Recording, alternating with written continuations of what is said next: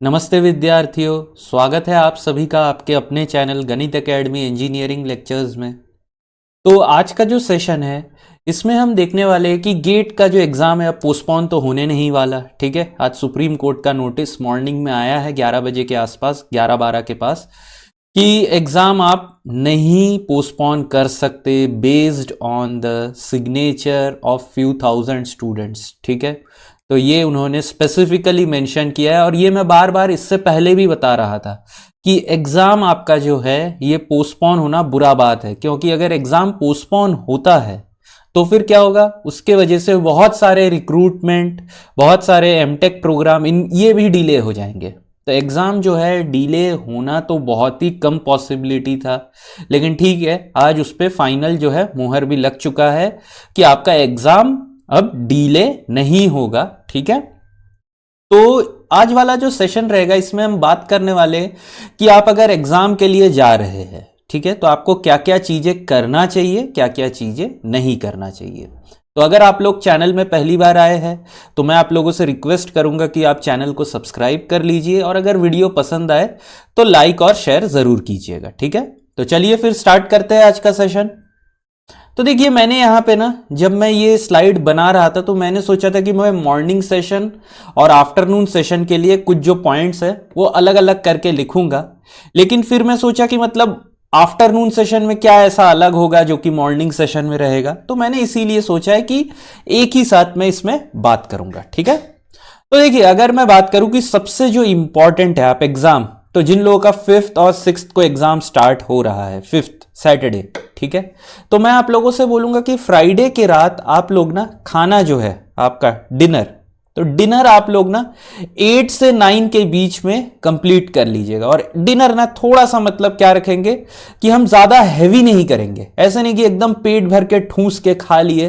ठीक है, तो इससे क्या होगा ना कि हमको ना बहुत सोने में दिक्कत होगा, तो लाइट खाइएगा एकदम।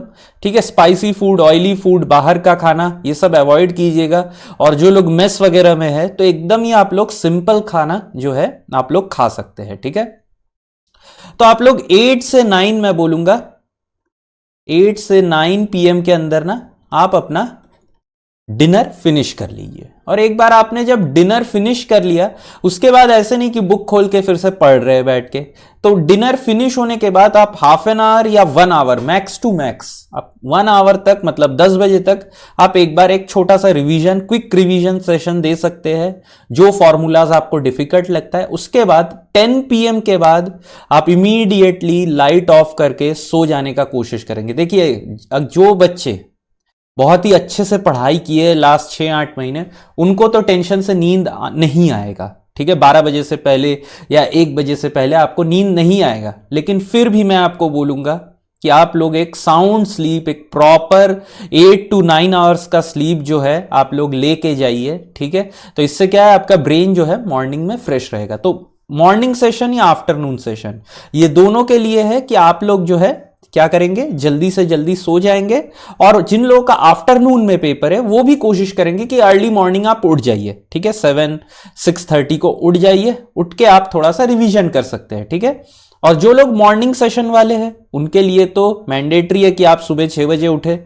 ठीक है, 6 बजे उठे आप एक बार, और अगर आपको लगता है कि सेंटर जो है आपके घर के काफ़ी पास है, आपको पता है, आपने सेंटर देखा है, देन इट्स ओके, आप बैठ के 1 घंटा सुबह मॉर्निंग में उठ के जो फॉर्मूलाज वगैरह आपको डिफिकल्ट लगता है उसको आप रिवाइज कर लीजिए एक बार। ठीक है, 7, साढ़े 7 बजे तक आप रिवाइज कर लीजिए, फिर आप फ्रेशन अप हो जाइए। ठीक है, तो ये आप जरूर कर सकते हैं।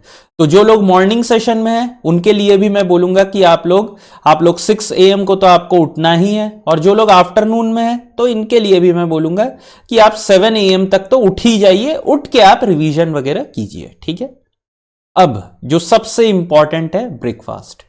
ठीक है, ब्रेकफास्ट, तो जो लोग मॉर्निंग सेशन वाले हैं, किसी को भी मतलब हीरो नहीं बनना है कि हम तो बिना नाश्ते के चले जाएंगे, एग्जाम के बाद टपरी पे निकल के हम लोग समोसा चाय खाएंगे। तो ये सब काम आपको बिल्कुल नहीं करना है। मॉर्निंग में उठे, फ्रेश अप हो जाए आप, उसके बाद एक लाइट सा ब्रेकफास्ट जिसमें कि आप एक रोटी, है ना, एक रोटी या ब्रेड, 2 ब्रेड पीस ब्रेड का खा लीजिए, या अगर आप लोग ओट्स वगैरह खाते हैं तो ओट्स खा लीजिए, जो भी आपको लगे। ठीक है, एक पराठा भी खा सकते हैं, जो भी है।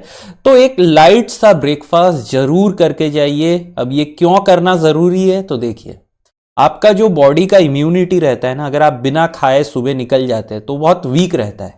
ठीक है, अगर आप खा के जाएंगे तो इम्यूनिटी भी सही रहेगा, प्लस आपका जो कंसंट्रेशन और फोकस एग्जाम में वो भी बना रहेगा। तो एक लाइट सा ब्रेकफास्ट आप लोग कर लीजिएगा। और जिन लोगों का आफ्टरनून सेशन है, ठीक है, आफ्टरनून सेशन है, ब्रेकफास्ट तो कीजिए, लेकिन और एक चीज, एग्जाम में जाने से पहले अगर आप लोग जा रहे, जैसे कि 2 बजे से आपका पेपर है, तो आप लंच जो है ना, लंच आप लोग 12 बजे तक कर लीजिएगा। ठीक है, 12 बजे तक आप लोग कर लीजिएगा। एक लाइट लंच, एकदम लाइट होना चाहिए, ऐसे नहीं कि एकदम भर के खा लिए और फिर एग्जाम में जाके नींद आ रहा है एकदम, है ना, अंगड़ाइयाँ ले रहे, इधर उधर देख रहे, तो ये बिल्कुल नहीं करना है। तो लंच जो है 12 बजे तक आप लोग कर लीजिएगा, एकदम लाइट एक लंच लीजिएगा। ठीक है, थोड़ा थोड़ा खा के जाइएगा, लेकिन ऐसा नहीं कि पेट खाली रह जाए। ठीक है, तो थोड़ा सा लंच भी आप लोग करके चले जाएंगे। अब बात आती है ड्रेसिंग की।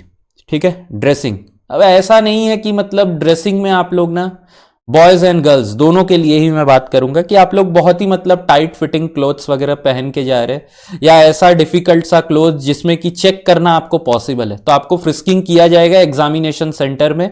ठीक है, अब ऐसे नहीं कि जैसे नीट वगैरह में किया जाता है वैसे नहीं, लेकिन आपको नॉर्मल सा फ्रिस्क किया जाएगा। तो इसीलिए आप लोग, जो मैं बॉयज के लिए बोलूंगा, अगर अभी तो क्योंकि ठंडी चल रहा है, तो आप लोग फुल स्लीव शर्ट डाल लीजिए। इवन गर्ल्स के लिए भी जो नॉर्मल ड्रेसिंग है, आप लोग नॉर्मल ड्रेस करके जाइए। और कोई भी ज्वेलरी परमिटेड नहीं है, चाहे वो आपका रिंग हो, चेन हो, जो भी रहे। ठीक है, तो वो सब क्या करते हैं, वो लोग बाहर पे ही निकलवा लेते हैं, क्योंकि मेटल डिटेक्टर रहता है, निकलवा देते हैं। तो गोल्ड का रहे चाहे सिल्वर का रहे, कुछ भी रहे, तो आप लोग क्या करेंगे, अवॉइड करेंगे, जो क्या हम कोई भी ज्वेलरी वगैरह नहीं पहन के जाए, क्योंकि नहीं तो फिर आपको सेंटर में खोलना पड़ेगा और वो अपने आपके रिस्क पे आप खोलेंगे। ठीक है, तो इसीलिए कोई भी ज्वेलरी एनी टाइप आप नहीं पहन के जाएंगे। ठीक है, अब देखिए सेंटर हम रीच कैसे करें। तो जिन बच्चों को सेंटर पता है, ठीक है, आपको पता है कि आपके घर के इस इतने दूर से इतने लोकेशन पे सेंटर है, तो फिर तो ठीक है, मतलब आप नॉर्मली चले जाइए, जितना आपका एक आइडिया होगा कि मॉर्निंग सेशन में या आफ्टरनून सेशन में आपको कितना टाइम लगेगा। ठीक है, उससे फिर भी मैं बोलूंगा, अगर आपको सेंटर पता है तो भी मैं बोलूंगा कि आप 15 से 20 मिनट फिर भी एक्स्ट्रा मान के निकलिए।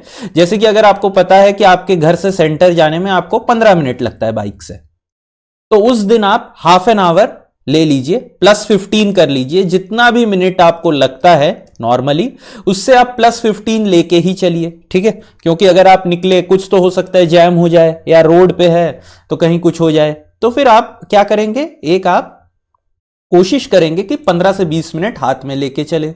और अगर पॉसिबल है तो पेरेंट्स को बोल दीजिए कि आपके साथ चलने के लिए, आपको छोड़ दे, कंपनी करे। ठीक है, आते वक्त फिर आप अपने हिसाब से आ जाएंगे, या फिर आप पिक कर लेंगे आपको। तो कोशिश करें कि पेरेंट्स या भाई बहन या कोई फ्रेंड अगर है तो आपको कंपनी करके लेके जाए, तो ये ज्यादा बेटर रहता है। ठीक है, तो सेंटर मैं बार बार बोलूंगा कि आप लोग 15 से 20 मिनट पहले हाथ में लेके चलिए और वहां जाके पहुंच जाइए। ठीक है, अब पहुंचने के बाद ऐसा नहीं कि आपको इमीडिएटली सेंटर में अंदर चले जाना है। ठीक है, मैं ये चीज बहुत अवॉइड करता हूं, क्योंकि वहां पे जाके ना चुपचाप बैठे रहना होता है यार, बहुत अजीब सा लगता है। ठीक है, क्लोज सा कंप्यूटर लैब रहता है, वहां पे ऐसे इधर उधर देख रहे हैं। तो इससे बेटर मैं क्या बोलता हूं कि आप लोग भले ही सेंटर जो है 1 घंटा पहले पहुंच जाइए। ठीक है, 1 घंटा पहले पहुंच जाइए, लेकिन एंट्री जो है एग्जामिनेशन हॉल में 20 मिनट पहले ले लीजिए।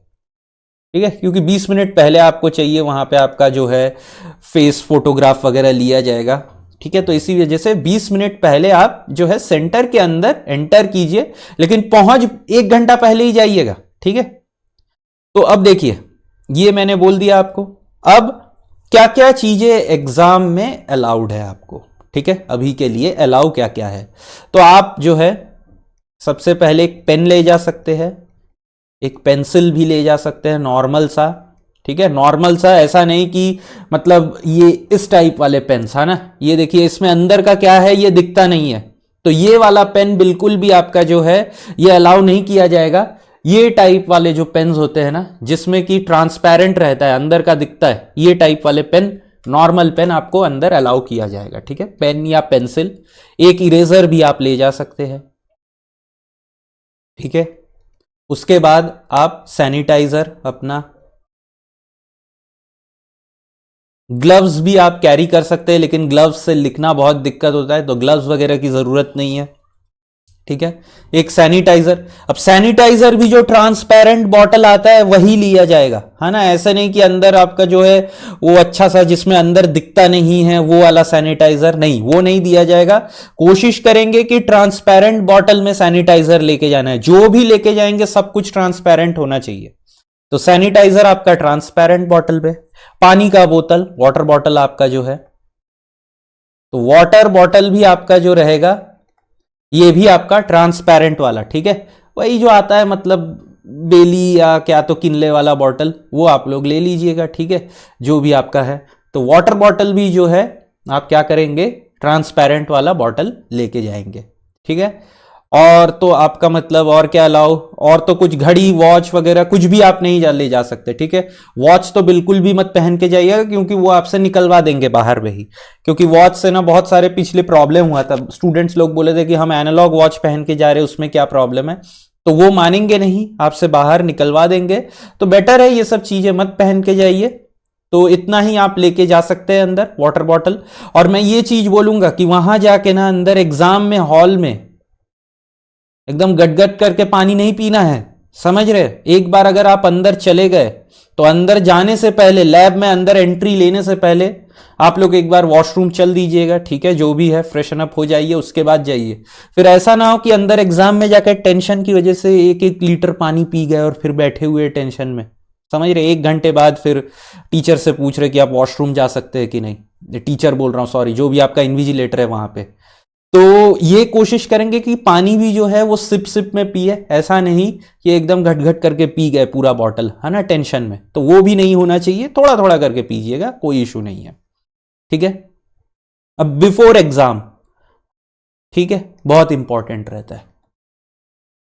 बिफोर एग्जाम आप एग्जाम में जा रहे, ज्यादा आपको बकबक नहीं करना है, ऐसे नहीं कि बस में कोई मिल गया या गाड़ी में मम्मी पापा के साथ जा रहे हैं तो भयंकर बकबक करते हुए जा रहे हैं, ठीक है।